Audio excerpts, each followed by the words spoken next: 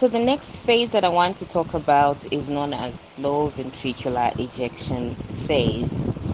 So we see that with time, blood within the ventricles will reduce, okay, because it was being ejected during the rapid ejection phase. So because it is reducing, you will notice that pressure within the ventricles will also start to reduce. And so will the aortic pressure. So what you will see in this case is a decrease in amount of blood being ejected. This will lead to a decrease in ventricular pressure, and it will also lead into a decrease in aortic pressure. What else are we going to see? At this point, you will notice that the aorta is elastic, so it will keep pushing, all right, to keep pushing blood forward. What is also happening, the mitral valve is still closed, and so the atrium is still a reservoir. Blood is still increasing. Okay, so this was the fourth one. So let's go to the fifth phase.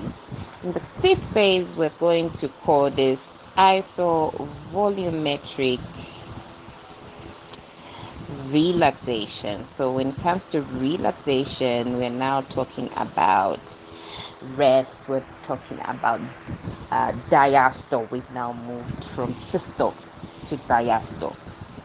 All right, so this is when the ventricles are relaxing. So for a ventricular diastole, so the find that pressure is dropping, ventricular pressure is dropping, and it will drop less, it will be less than 80 millimeters of mercury.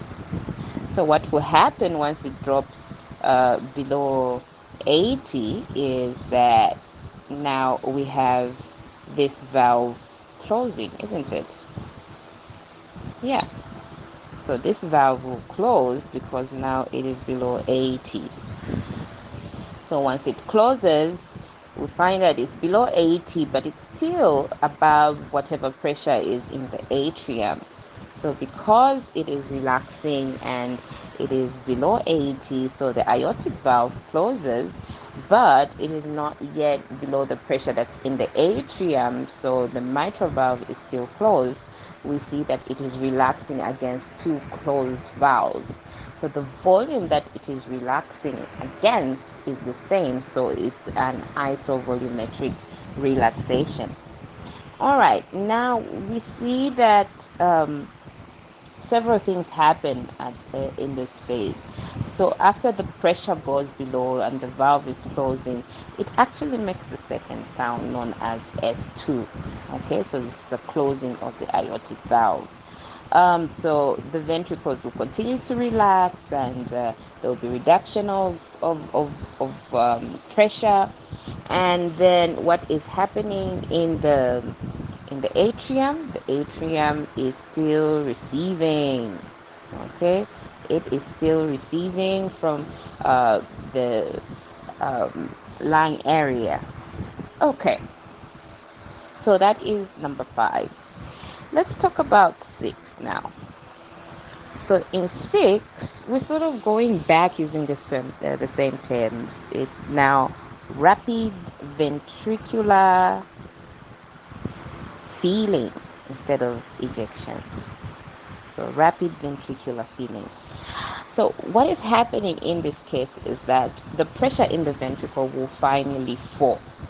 Okay, so ventricular pressure will finally fall below atrial pressure. So once this happens, you will note that the mitral valve will open. Okay, so this opens up. All right. So once the mitral valve opens, just remember that this atria has been filling up with so much blood, and so what's going to happen is you have blood passively. Don't even have to contract. The atrium don't even have to contract.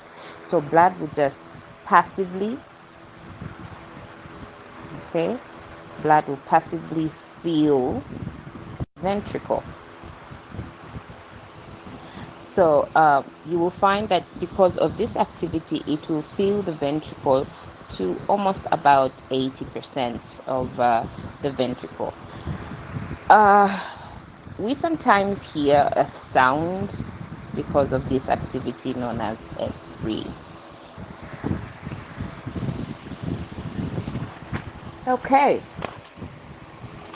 Let me see if I can put in one more there. Yes, I think I can put in one more, just one more. Let's talk about the sixth one. So in the sixth one, what is happening is now ventricular feeling, and now we're just going to call this diastasis. So this is the longest phase, diastasis. All right, it's the longest phase, and this is where the lungs are filling the atrium, and the atrium is filling the ventricle. Have you seen that? The first one was just so rapid, just goes in, whoosh, and fills it about 80%. And then the second one is now just a relaxed passage from the lungs to the atrium, from the atrium into the ventricle. So you find that at this point, the atrium is acting as a conduit. And then you'll find that it does not contract, so it's passive, of course. And it's at this point that you're going to find the second firing or second cycle starting. Okay, so it goes back to number one. So having done that, now we are going to talk